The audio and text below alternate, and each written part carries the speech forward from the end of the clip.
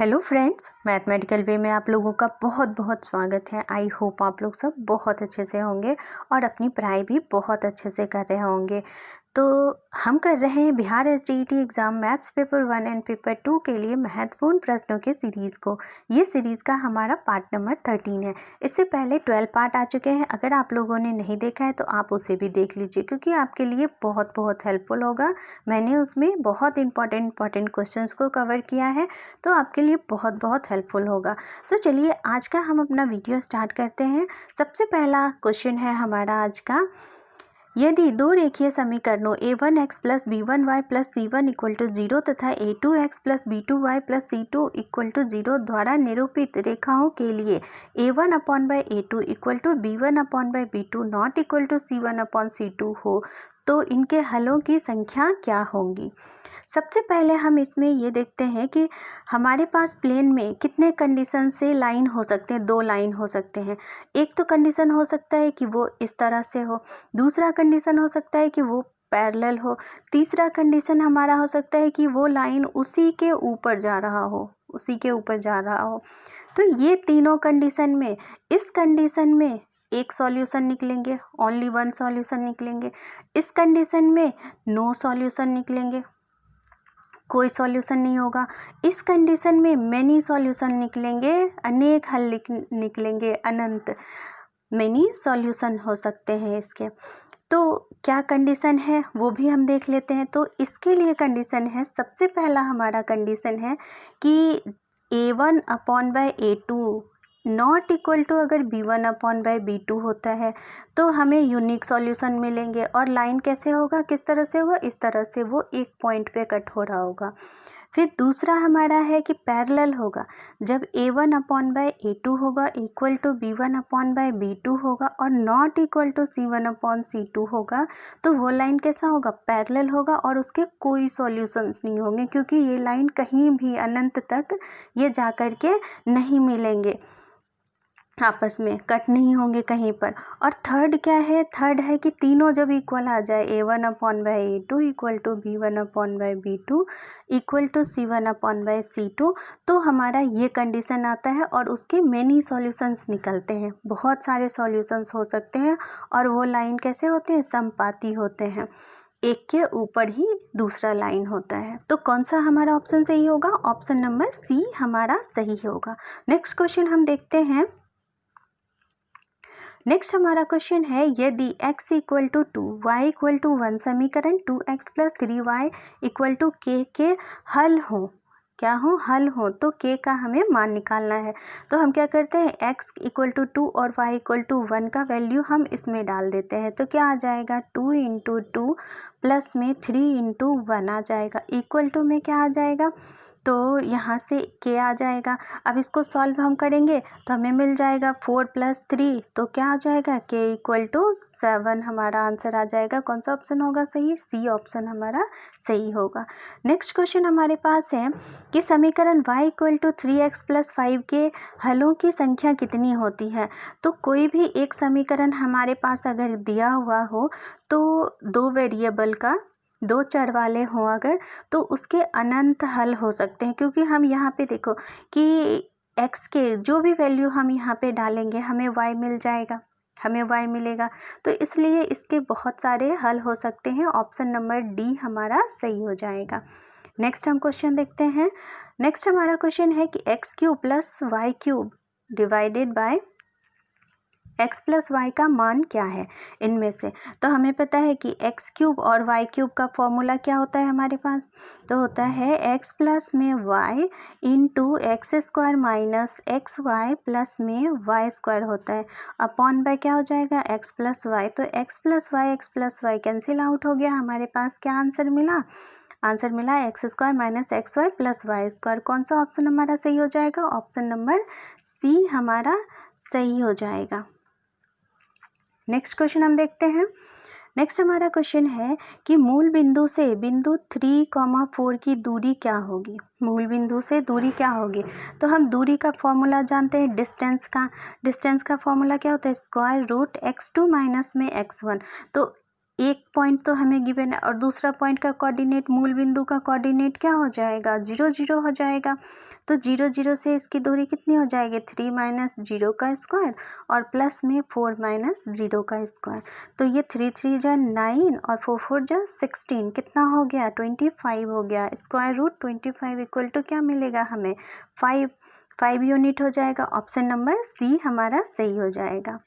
Next हमारे पास question है, किसी त्रिभुज ए बी सी के शीर्षों के निर्देशांक ए है 0,0, बी है 3,4 तथा सी है 6,5। इसके केंद्र के निर्देशांक क्या होंगे, हमें ये बताना है।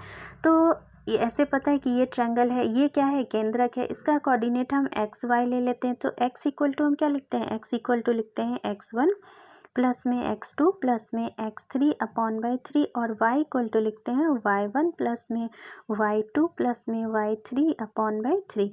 तो यहाँ से x1 क्या हो गया, 0 प्लस 3 प्लस 6, तो 3 प्लस 6 क्या हो गया, 9 अपॉन बाई 3 आ जाएगा। और फिर y1 0 हो गया, 0 प्लस 4 प्लस 5 9 अपॉन बाई 3, यहाँ से कटेगा तो क्या आ जाएगा, 3,3। ऑप्शन नंबर हमारा डी सही हो जाएगा, 3,3। नेक्स्ट हम देखते हैं, नेक्स्ट हमारा है 65 डिग्री का पूरक कोण क्या होगा। तो 65 डिग्री का पूरक कोण होता है, तो पूरक कोण होता है जब किसी एंगल का सम क्या होता है, 90 डिग्री का होता है, तो वो कोण आपस में पूरक कोण कहलाते हैं एक दूसरे के। तो हम यहाँ पे देखते हैं कि एक कोण हमें 65 दिया हुआ है, तो दूसरा क्या हो जाएगा, दूसरा हमारा 25 डिग्री हो जाएगा। तो दोनों का जब हम सम करेंगे तो 90 डिग्री आ जाएगा। किसी त्रिभुज की दो भुजाओं का अंतर तीसरी भुजा से डैश होता है। तो किसी भी त्रिभुज की दो भुजाओं का अंतर तीसरी भुजा से हमेशा क्या होता है, छोटा होता है। तो ये सारे जितने भी क्वेश्चंस मैंने लिए हैं आज के, वो सारे प्रीवियस ईयर्स के क्वेश्चन हैं। तो आप लोग इसे ध्यान से देखिए और समझिए कि कैसा क्वेश्चन आ रहा है, और इन छोटी छोटी बातों को ध्यान रखिए, क्योंकि यही छोटे जो क्वेश्चंस होते हैं ना, वही गलत हो जाते हैं अक्सर। तो चलिए हम नेक्स्ट क्वेश्चन देखते हैं। कह रहे चक्रीय चतुर्भुज के आमने सामने के कोणों का योग कितना होता है। तो चक्रीय चतुर्भुज जो हमारा होता है इस तरह का होता है, उसमें जो चतुर्भुज होता है इस तरह से, इसके आमने सामने के कोण जो होते हैं हमेशा उनके कोण होने चाहिए 180 डिग्री के बराबर। कोण के योग जो होने चाहिए वो 180 डिग्री के बराबर होने चाहिए। नेक्स्ट क्वेश्चन हमारे पास है, समकोण त्रिभुज में समकोण शीर्ष से कर्ण पर डाला गया लंब उसे दो भागों में बांटता है। वे दो त्रिभुज होते हैं, कैसे होंगे वो दो त्रिभुज। तो ऐसे हमारे पास समकोण त्रिभुज है, यहाँ से एक लंब डाला गया, तो हो सकता है ये त्रिभुज बड़ा हो और ये छोटा हो। तो मगर इसके एंगल जो होंगे ये 90 डिग्री, ये 90 डिग्री होंगे, ये 90 डिग्री होंगे।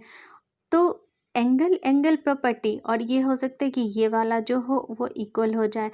तो ये एंगल प्रॉपर्टी लगा करके हम इसे सिमिलर प्रूव कर सकते हैं। सर्वांगसम ये नहीं होगा और समान भी नहीं होगा, तो ये क्या होगा, सदृश्य होगा। नेक्स्ट क्वेश्चन हमारे पास है, सेक 65 degree upon bye cosec 25 degree -1 का मान क्या होगा। मान हम बताना है। तो यहाँ पे है सेक 65 डिग्री और ये कोसेक 65 डिग्री को हम ऐसे लिख सकते हैं कि कोसेक 90 डिग्री माइनस में 65 डिग्री, तो हमारे पास क्या आएगा 25 डिग्री। जब हम इसको चेंज करेंगे तो ये बन जाएगा सेक 65 डिग्री। तो सेक 65 ऊपर है और सेक 65 क्या आ गया, नीचे आ गया। तो ये दोनों कैंसिल आउट हो जाएगा, क्या मिलेगा हमें, 1 मिलेगा। और यहाँ से क्या है -1, तो 1 - 1 क्या मिल गया हमें, 0। ऑप्शन नंबर सी हमारा सही हो जाएगा। नेक्स्ट हमारा क्वेश्चन है, यदि sine theta plus cos theta equal to 1 है तो sine theta minus cos theta का वैल्यू हमें निकालना है। तो sine theta plus cos theta equal to 1 है, तो हम यहाँ पे लिखते हैं, यहाँ पे हम इसके इक्वल टू हम x ले लेते हैं। दोनों को हम क्या करते हैं, स्क्वायर करके ऐड कर देते हैं, स्क्वायर करके हम ऐड कर देते हैं। तो यहाँ से हमें क्या मिलेगा कि sine square theta plus cos square theta plus 2 sine theta into cos theta. तो sine square theta plus cos square theta equal to होता है 1 प्लस में 2 sine theta into cos theta हो जाएगा। और यहाँ से क्या हो जाएगा, 1 माइनस